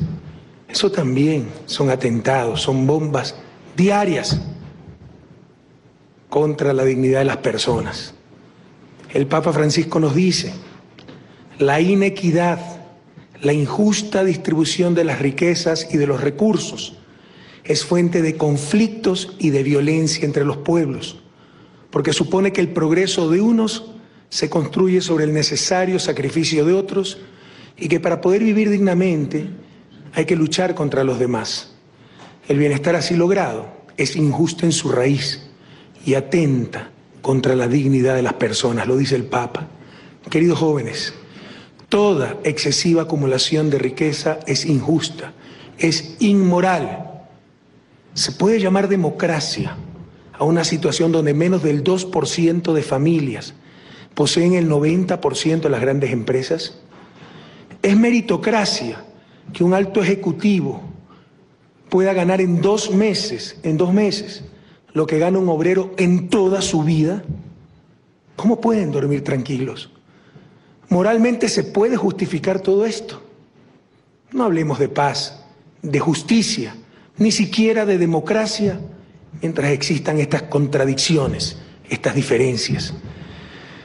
Qué tristeza me ha dado leer en redes sociales mensajes de jóvenes de nuestra burguesía defendiendo sus potenciales herencias, insultando a los que no pudieron acumular, a los que no pudieron dejarles nada material a sus hijos.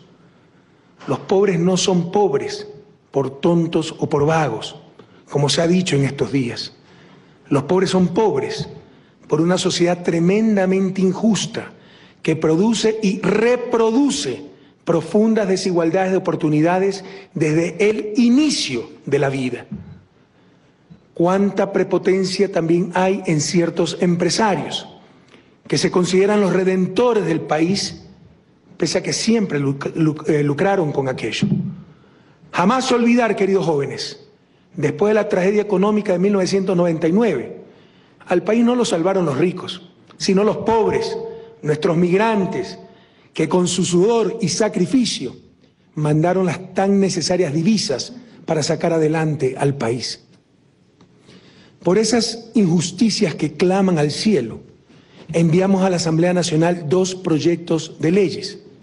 El primero, la Ley Orgánica para la Redistribución de la Riqueza, gravando de forma progresiva el patrimonio heredado. y evitando las formas de evasión que actualmente existen, ya que los contribuyentes que amasan grandes fortunas no tributan, gracias a la elaboración de complejos escudos fiscales para eludir o evadir el pago del impuesto. Este proyecto es tan importante que lo considero equivalente a la reforma agraria de los 60. Va a cambiar la estructura de la propiedad, sobre todo en los medios de producción en nuestro país. El segundo proyecto es para gravar las ganancias extraordinarias, fruto básicamente de la especulación con inmuebles, lo cual produce una socialización de las pérdidas, el gasto en inversión pública y la privatización de las ganancias, la exagerada plusvalía para el dueño de un terreno. Los proyectos solo afectan a los herederos más ricos, menos del 2% de la población, y en realidad afecta al 0.1% de la población de manera significativa. El resto también va a pagar muy poco. Afecta a menos del 2% de la población. Y en cuanto a los especuladores de tierras, es un porcentaje incluso aún mucho menor. Si pensáramos tan solo, queridos compatriotas, en nuestro bienestar, con los niveles de popularidad que ustedes saben que mantiene el gobierno, y los que más lo saben son los opositores, lo mejor es no hacer nada, no tomar riesgos, pero no nos eligieron para eso.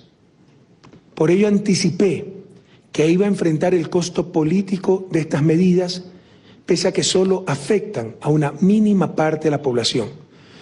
Sin embargo, grupos opositores han generado una violencia inusitada y siguen intentando provocar incidentes. ¿Se imaginan ustedes, por ejemplo, si la caravana opositora convocada por un irresponsable asambleísta para encontrarme en el aeropuerto de Tababela a mi llegada a Quito realmente hubiera logrado su cometido? En estos momentos probablemente estaríamos lamentando una tragedia. Este nivel de insensatez es muy grave para la seguridad de los ecuatorianos. Claramente buscan otro 30S, cuando pese a su violencia y abusos, no lograron que cediéramos en absolutamente nada. Pero 30S que nos costó 5 vidas, que siempre llevaré en mi memoria y en mi corazón, y no permitiré que aquello vuelva a ocurrir. Estoy profundamente convencido de que los proyectos de ley benefician a la inmensa mayoría de ciudadanos de mi país, y que quienes lo desaprueban son los opositores de extrema derecha, grupos de presión y acaudalados personajes que sirven a intereses políticos, que han utilizado estrategias comunicacionales de terror para desinformar sobre el contenido de los proyectos y sus efectos, y de este modo infundir pánico en ciudadanos honestos y trabajadores. Recuerden que esa es la principal arma de ciertos medios de comunicación, de ciertas élites, el miedo. Con el miedo tratan de controlarnos, a no tener miedo, a tener fe. Pero por ello, para evitar que estos grupos provoquen más violencia, más aún cuando precisamos para la visita del Papa Francisco un ambiente de paz, regocijo, reflexión para su recibimiento, he decidido retirar temporalmente los proyectos de ley mencionados y abrir un gran debate, invitar a un gran debate nacional sobre las leyes en particular, pero en general sobre la clase de país que deseamos. Ojalá en este gran diálogo nacional participen Asamblea Nacional, gremios, organizaciones sociales, la academia, nuestros jóvenes en los colegios. Queremos debates, no gritos. Queremos argumentos, no manipulaciones.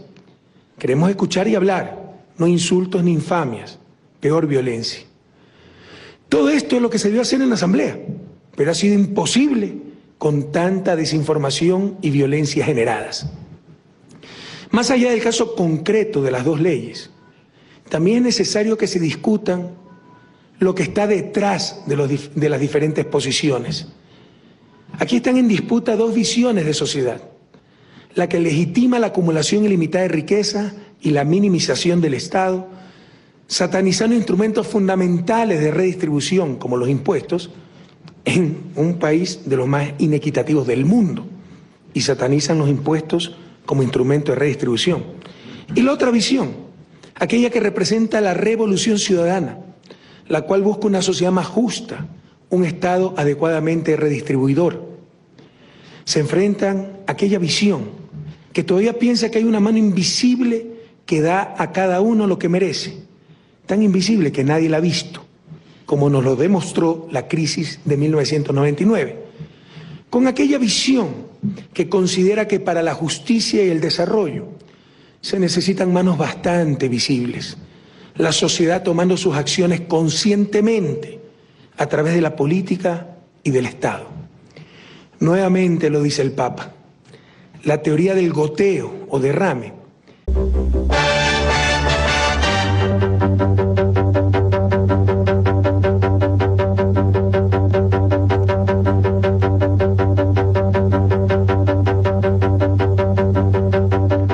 Salud amigos, tripulantes de nuestra querida, contaminada y única nave espacial.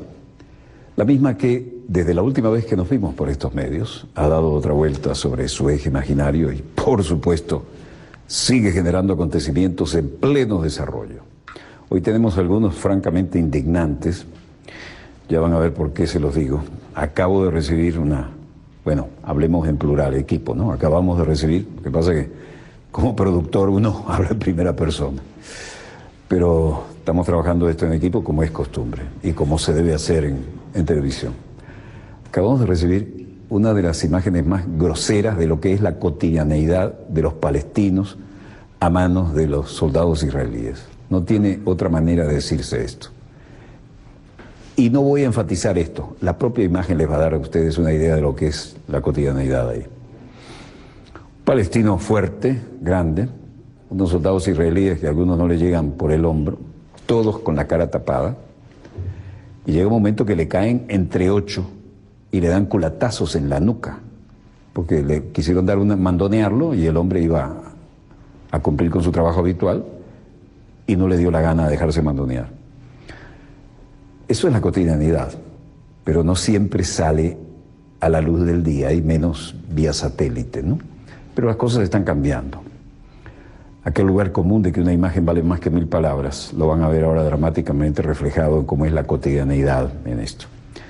Y el poderosísimo lobby pro-israelí de la política estadounidense sigue presionando porque ellos quieren, soy ciudadano estadounidense, pero nací en Jerusalén. Entonces yo quiero que mi pasaporte me ponga Jerusalén, Israel. Dice, señor, este es un pasaporte estadounidense. Si nosotros ponemos aquí Jerusalén, Israel, vamos a romper todo el estatus de este momento en el que queremos preservar la paz, pese a ustedes. Me faltó decir eso, pero algunos lo han dicho. y no se imaginan a qué nivel. Y eso, reconocer a Jerusalén como capital única, eterna e indivisible, que es lo que quieren los sionistas, sería violar el estatus que en este momento se está moviendo la diplomacia y además violar todas las resoluciones de la ONU. Porque además allí coincidimos las 3 grandes religiones monoteístas. Los cristianos tenemos mucho que ver, ¿eh? Y cuando uno anda caminando por las callecitas de Jerusalén sabe muy bien a qué nos referimos. Bueno, el Papa sigue siendo noticia, ya veremos por qué. Pero hoy vamos a comenzar con esta peligrosa muestra de músculo de parte y parte, como si hubiéramos vuelto a la Guerra Fría, el planteo prácticamente es el mismo. Y vamos a ver flotas de la OTAN metiéndose en el área marítima del Báltico y vean la distancia de Moscú. Pero eso sería lo de menos. El asunto es cómo se está recalentando el ambiente, tanto allí como en el Mediterráneo, y tanto ahí como en la garganta del estrecho de Hormuz, por donde sale entre el 40 y el 50%. Ahora ya no sabemos cuánto porque en la medida que les convenga van a aumentar, pero aquí sale no menos de 43% del petróleo de todo el mundo.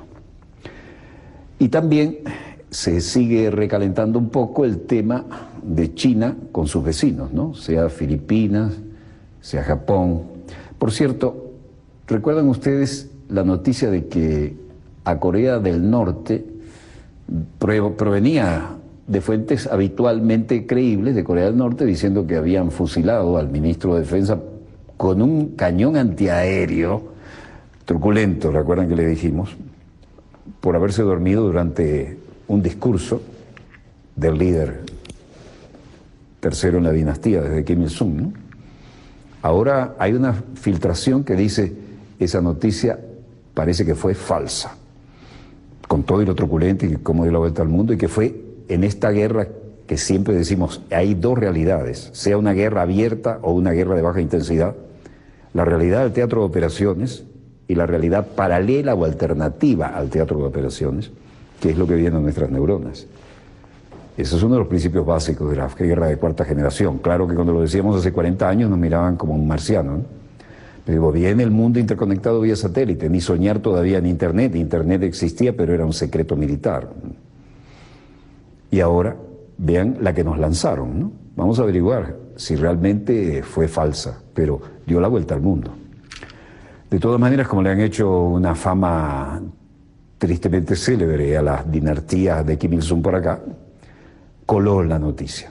Pero vamos a lo que decíamos, mostrando músculo, acontecimientos en pleno desarrollo, mostrando músculo las Fuerzas Armadas y un despliegue inusual, ejercicios a veces no tan dramáticos, pero permanentes, y esto tiene que ver con que la OTAN realiza ejercicios en medio de una tensión con Rusia, ¿no? Los llamados Baltops.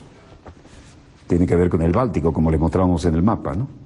Un total de 49 buques de 15 países asisten al ejercicio militar naval que organiza anualmente Estados Unidos y la OTAN, lo que por supuesto ha intensificado, vean ese aerodeslizador, ¿no? Para meterse en una cabecera de playa, tremendas hélices a popa en lugar de hélices navales. Bueno, esto lo organiza anualmente Estados Unidos en la OTAN e intensifican las tensiones entre Rusia y la Alianza Atlántica, nos guste o no. Esta ya es una barcaza un poco mucho mayores que la de desembarco en Omaha Beach, ¿no? En la Segunda Guerra, pero versión más o menos más clásicas.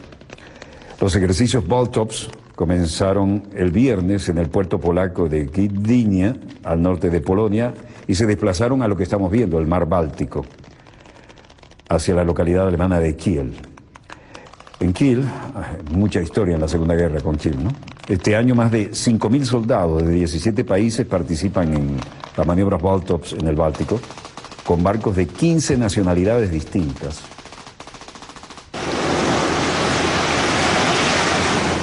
Es la velocidad de desplazamiento para buscar. Y miren ese super hovercraft. Ese sí que es un super hovercraft y se clava cómodamente en la cabecera de playa y entrega todo su apoyo logístico, ¿no?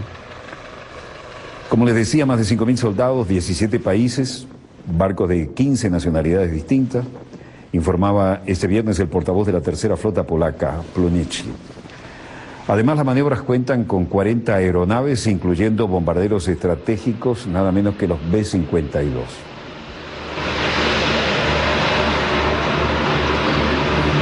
Difícil imaginar que ese monstruo va sobre un colchón de aire, ¿no? Así es que logra entrar.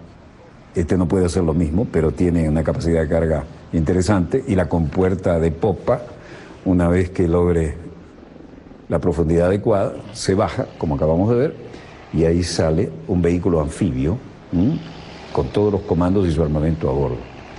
Un poco lento para mi gusto en ese momento, pero bueno, bajo fuego enemigo sería otra historia.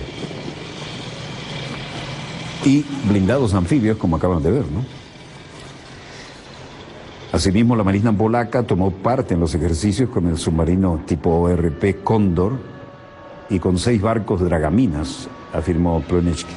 Sí, tendrían el deber, teóricamente, de limpiar de minas toda la playa para poder fijar una cabecera de playa, ¿no? De igual manera, 700 soldados realizaron una práctica de asalto anfibio, que es lo que estamos viendo a lo largo de las maniobras en las cercanías de la ciudad costera polaca de Ustka, al oeste de Gdynia. And security of the Baltic region. So the alliance has come together with 14 alliance members. El comandante estadounidense de la Sexta Flota y la Fuerza de Apoyo OTAN, vicecomandante de las Fuerzas Navales de Estados Unidos en Europa, James Fogo, Dice, Baltops tiene que ver con la unidad y la alianza, la solidaridad y la alianza, seguridad en la región del Báltico. Así que la alianza, que es lo que enfatizamos, ha llegado junto con 14 miembros de los 3 socios de la alianza y una relación especial aquí con una enorme flotilla de fuerzas en el mar para llevar a cabo un espectro completo de esto. En Vilnius, mientras tanto, el primer ministro de Lituania, Algirdas Butkevičius, decía: